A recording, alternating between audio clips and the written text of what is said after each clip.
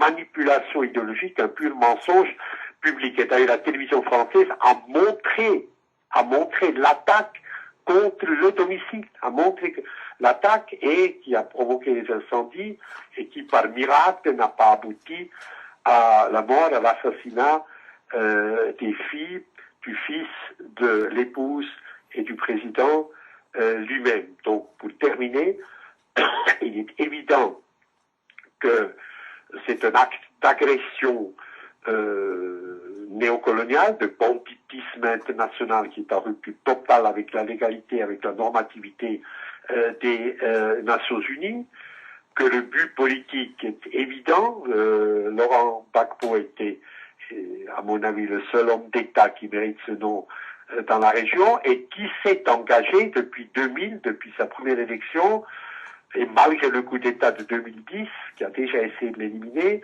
a essayé de réformer en profondeur la société ivoirienne, de récupérer pour le bien de cette société les secteurs publics qui ont été privatisés, notamment dans le domaine de la pharmacie et des soins sanitaires, et de restaurer la souveraineté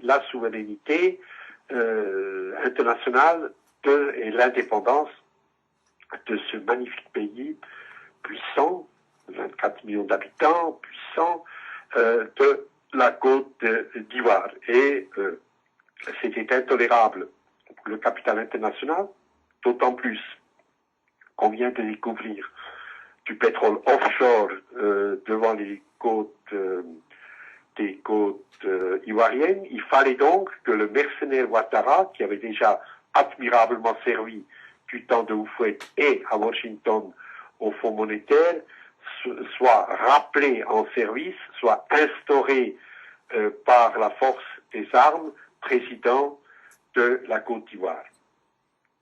Et ceci est un scandale évidemment inadmissible et j'espère que la raison va triompher, que des négociations vont avoir lieu et que le président Laurent Gbagbo continuera à jouer un rôle important pour le bien de son pays.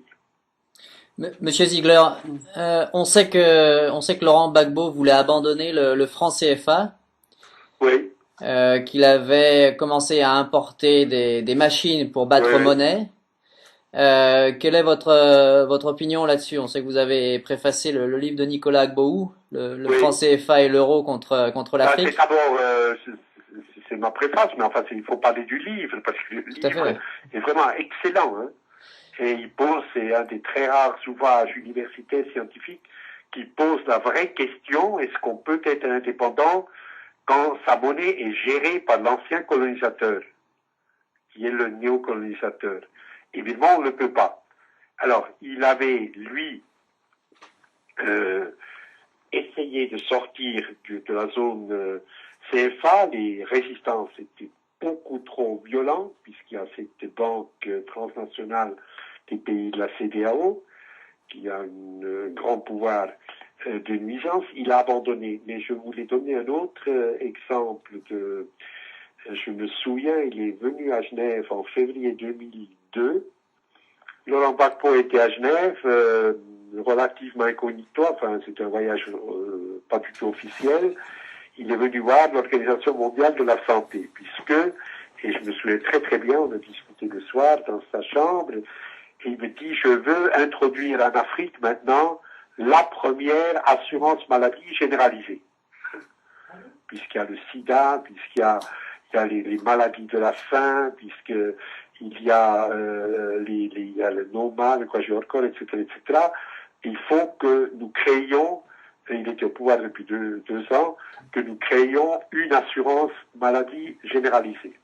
Et je me souviens, comme si c'était hier, il m'a dit, tu verras, la réaction va être terrible, puisque les trusts pharmaceutiques français et autres, mais surtout français, avaient en main totalement les services de la santé et dictaient leur prix, évidemment, en Côte d'Ivoire. Et il était venu à Genève pour discuter avec l'Organisation mondiale de la santé d'une aide, d'une coopération, d'une assistance dans ce moment de réforme essentielle. Et en effet, ça c'était février 2002, quelques mois après, comme par miracle, tentative du coup d'État qui aurait presque réussi, mais qui a abouti en tout cas à la partition de fait du pays, du pays quand même, et qui a rendu impossible toutes les réformes, un pays divisé où la souveraineté est contestée de l'intérieur même, qui a rendu pratiquement impossible toutes les réformes fondamentales bénéfiques que Laurent Gbagbo s'était proposé d'entreprendre. Je trouve très bien ce que vous faites parce que la machine idéologique sarkozyste a complètement perverti la réalité, l'a médiatisé d'une façon totalement pervertie. C'est incroyable comme manipulation. C'est une insulte pour la raison. Pensez-vous qu'à présent, un mouvement de résistance est possible? Ah ben oui, je crois. Je crois ce qui est certain, c'est bon, Sankara a été assassiné. Là, ils étaient plus nets. C'était encore du temps de Houphouët. Thomas Sankara, 87 octobre, assassiné. Parce qu'il avait exactement la même ligne, évidemment, et la même ambition que Laurent Gbagbo, restaurer la souveraineté, arriver à une véritable indépendance vers l'extérieur et une justice sociale vers l'intérieur du pays. Bon, Sankara liquidé et son assassin est au pouvoir jusqu'à aujourd'hui, c'est le Ouattara du coin, Blaise Compaoré, qui a rendu évidemment d'énormes services, puisqu'il a, le dernier épisode, il a armé les putschistes de 2002.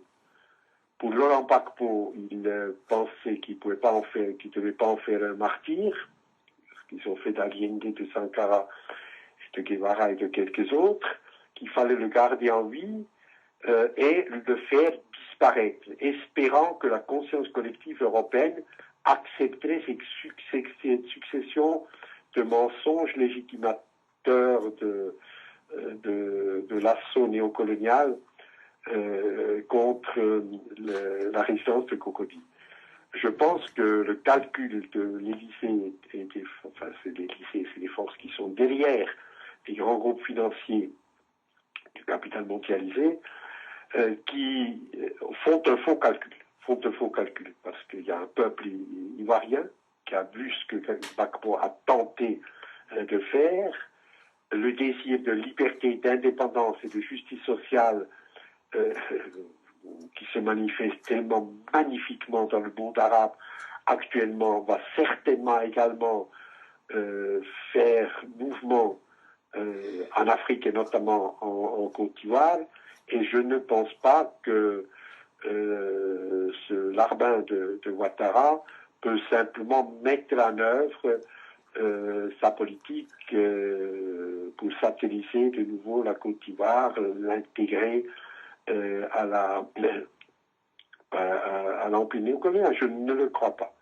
Et c'est le mystère de l'histoire, de ce qui va se passer, quel est le courage, la force de la résistance, quel va être le rôle de Laurent Gbagbo. Ça, c'est le mystère de l'histoire. Mais je connais pas les Ivoiriens, mais j'ai des amis ivoiriens et je suis vraiment impressionné. J'ai enseigné quelque temps à l'université, surtout évidemment les milieux universitaires, par leur vitalité, par la détermination et par l'intelligence, la compétence professionnelle, analytique. Je connais mal le Nord, mais enfin le Abidjan jusqu'à Yamoussoukro, etc. C'est vraiment j'ai rencontré des gens tout à fait remarquables, en grand nombre, et je ne crois pas du tout, hommes et femmes d'ailleurs, qui vont se coucher et accepter la satellisation, la récolonisation. Ça va être un cas de l'Inde de l'Occident, vous allez voir. Ça va approfondir l'abîme qui sépare les peuples du Sud, des oligarchies du capital financier occidental. Certains. Vous imaginez un jeune Ivoirien qui voit ça? Il ne va pas se coucher.